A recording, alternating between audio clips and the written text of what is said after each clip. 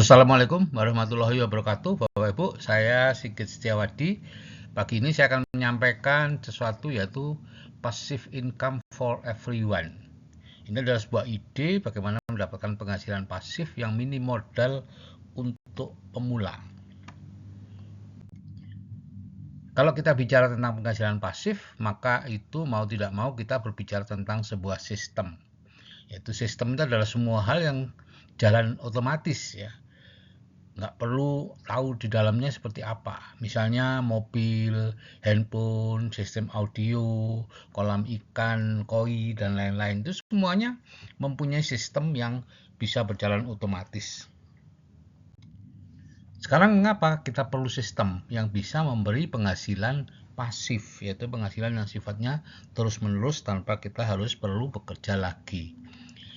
Karena begini Bapak Ibu, rata-rata pekerja atau pegawai itu diberhentikan usia 60 tahun ya. Sedangkan usia harapan hidup saat ini itu 74 tahun. Jadi ada masa 14 tahun itu tanpa penghasilan atau dengan pensiun yang sangat sedikit. Nah, apalagi kalau kita bicara tentang usia 100 tahun atau sentenarian, itu berapa tahun itu? Dari 60 ke 100, ada 40 tahun kita Bapak Ibu. Nah, ini ada survei penduduk antar sensus tahun 2025 ya. Jadi 90% lansia itu tanpa tabungan gitu ya.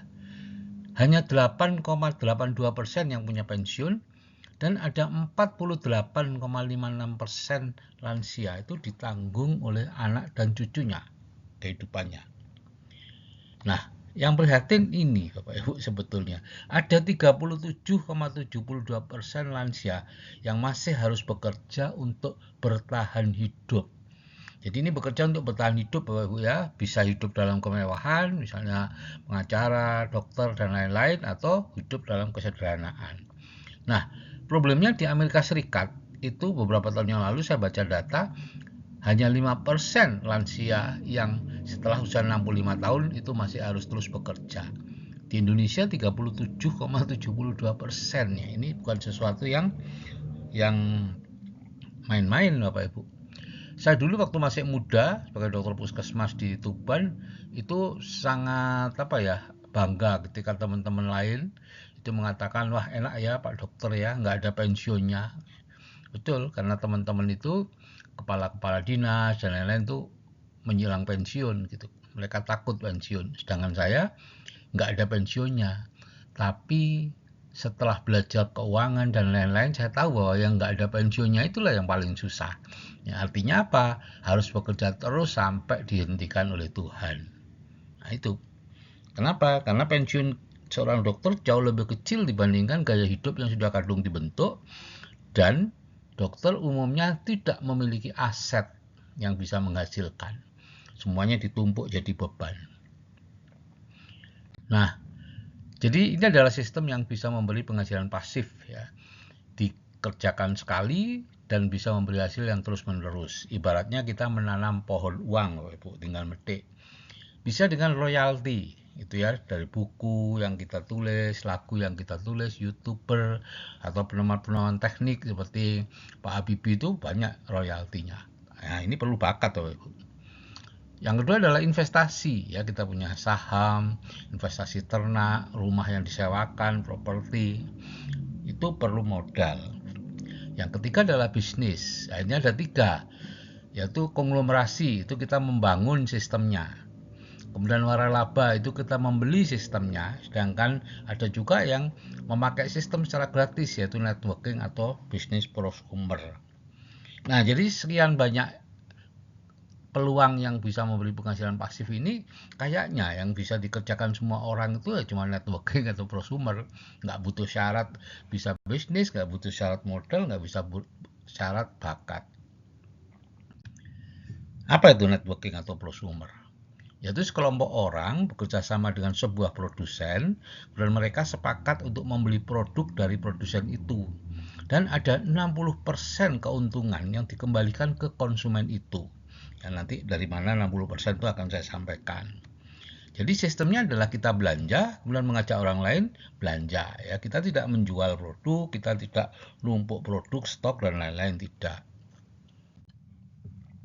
Nah, ini adalah konsep perdagangan yang biasanya ya level 1 sampai 4, yaitu dari produsen itu untuk ke konsumen itu melewati agen, distributor, retail, kemudian iklan dan lain-lain ya. Nah, level 1 itu adalah pedagangnya keliling, level 2 itu pedagangnya menetap, level 3 itu konsumen bisa memilih di situ, level 4 konsumen bisa memilih dari rumah atau dikenal sebagai perdagangan online. Tapi semuanya mengikuti ini, yaitu dari produsen ke konsumen tidak bisa langsung. Jadi ada 60% uang konsumen itu yang digunakan untuk keuntungan dari distributor, retail, dan lain-lain. Dan dari produsennya hanya 40%. Nah, prosumer itu adalah sistem perdagangan level 5, yaitu dari konsumen langsung ke produsen. Atau disebut juga direct selling ya. Itu bisa dilakukan secara direct selling langsung, bisa MLM, bisa juga network marketing atau prosumer. Jadi 60% uang yang tadinya digunakan oleh untuk distributor, retail, iklan dan lain-lain itu menjadi penghasilan kita. Dan mereka yang paling aktif biasanya dapat 10 sampai 12% dari pembagian itu. Nah, konsep bisnisnya di sini adalah kebersamaan berbasis konsumen gitu ya. Misalnya nih kita sepakat untuk rata-rata aja misalnya belanjanya 500.000 per bulan. Biasanya dalam sebuah bisnis tidak ada ketentuan, gitu, sesuai kebutuhan kita. Kita mengalihkan belanja kita dari toko yang biasanya ke toko tempat kita mitra. Belanja apa ya tergantung dengan siapa kita bermitra, gitu ya. Bisa sabun-sabunan ya, sabun mandi, sabun cuci, odol, sampo dan lain-lain ya, kebutuhan sehari-hari, atau mungkin ada yang alat masak, mungkin ada yang suplemen atau berbagai macam gitu ya. Nah, kemudian kita mendapatkan setelah bekerja bersama-sama basis konsumennya 80 misalnya, kita nanti bagaimana cara mendapatkan konsumennya akan saya sampaikan gitu ya. Maka kita akan memiliki residual income sekitar 5 juta sampai 6 juta. Ini biasanya ditempuh dalam waktu 3 sampai 4 bulan ya. Sebagai disclaimer, ini bukan kepastian tapi ini adalah potensi. Kemudian dalam waktu 6 sampai 12 bulan kalau kita serius mengerjakannya akan dapat 20 sampai 25 juta sebulan, dalam waktu 2 sampai 3 tahun 50 sampai 75 juta dan seterusnya. Ini tidak ada batasnya, tergantung kita sendiri yang membatasi gitu. Nah, cara kerjanya adalah menggunakan keajaiban efek penggandaan. Jadi bukan kita sendiri yang mencari. Jadi misalnya nih kita setiap bulan menambah satu konsumen untuk setiap anggotanya gitu ya. Ya tentu ada yang menambah lebih, tentu ada yang juga yang tidak mengembangkan. Ya suka-suka saja. Maka bulan pertama kita mungkin sendirian, bulan kedua berdua, bulan ketiga berempat, berdelapan, 16, 32 dan seterusnya. Bulan ke-12 jadi 2048. Nah, selama 12 bulan kita akan mencari hanya 12 orang Bapak Ibu. Komitmen kita sendiri cari satu ya, tapi grup kita jadi 2048. Dan inilah yang kalau masing-masing belanja 500.000 ya sudah ada 1 miliar omsetnya. Nah, bagian kita berapa? Ya monggo gitu ya, dihitung sendiri saja gitu ya. Oke, kita tidak perlu membahas yang lain-lain. Kita fokus saja dulu pada 3 sampai 4 bulan pertama untuk mendapatkan 5 juta sampai 6 jutanya setiap bulan. Kalau sudah seperti itu, kita punya residual income berkelanjutan, keren Bapak Ibu ya. Dengan penghasilan 5 juta sebulan itu, maka ya mampu mencukupi gizi kita, terutama protein dan antioksidan yang selama ini kekurangan, mampu menunjang kegiatan sosial kita, olahraga dan lain-lain, bisa membebaskan anak-anak kita dari generasi sandwich, dan memberi keterangan lahir dan batin gitu ya. Jadi kita akan menjadi sentenarian yang sehat dan makmur ya, seperti Pak Mahathir Muhammad yang Juli ini berumur 101 tahun gitu ya. Nah, tantangannya ini Bapak Ibu ya. Pertama pola pikir ya, pola pikir kita itu pola pikir pegawai dan pola pikir profesional, itu leadershipnya itu rendah, kita nggak bisa mimpin. Yang kedua adalah pola pikir kita adalah mencari uang, sehingga ketika kita membangun aset, investasi waktu untuk membangun aset itu sangat rendah kemauan ataupun ya ada hambatan sedikit saja kita sudah menyerah. Yang kedua, ya ini banyak yang tipu-tipu karena ini model bisnis baru kan, prosumer dan networking, sehingga banyak disalahgunakan ya. Ada skema piramida yang menyaruh sebagai networking, member get member. Ada yang produk sampah dijual harga selangit, misalnya gelang ajaib untuk ini, untuk itu, macam-macam lah. Dan ada MLM berkedok investasi atau yaitu money game ya. Pomas atau pohon mas atau kisar itu. Kalau pomas itu investasi, kalau kisar itu kalau tidak salah dulu kita investasi ke tanaman ya, sayur-sayuran dan sebagainya. Itu semua tipu-tipu ya.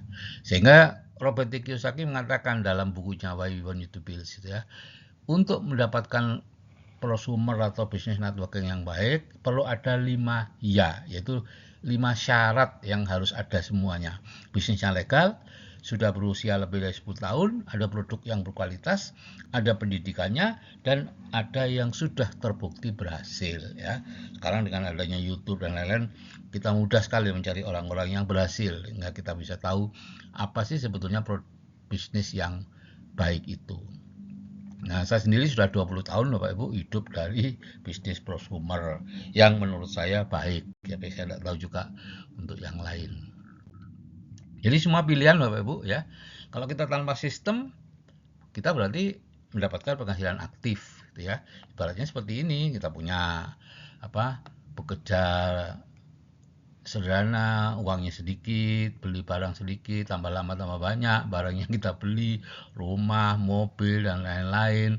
Terus kita kerja semakin berat, semakin lama kerjanya, ya lama-lama capek. Belum lagi kalau sewaktu-waktu dihentikan ya, dengan dipecat, sakit, dan lain-lain. Itu penghasilan aktif Bapak Ibu, tanpa sistem. Dengan sistem maka kita mendapatkan penghasilan pasif gitu ya.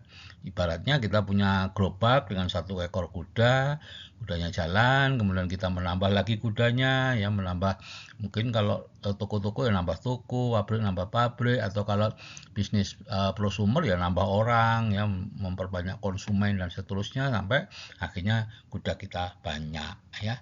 Jadi itu pilihannya Bapak Ibu, monggo terserah mana yang paling baik untuk Bapak dan Ibu. Oke, saya akhiri. Assalamualaikum warahmatullahi wabarakatuh. Salam sukses dari saya, Sigit Setiawadi.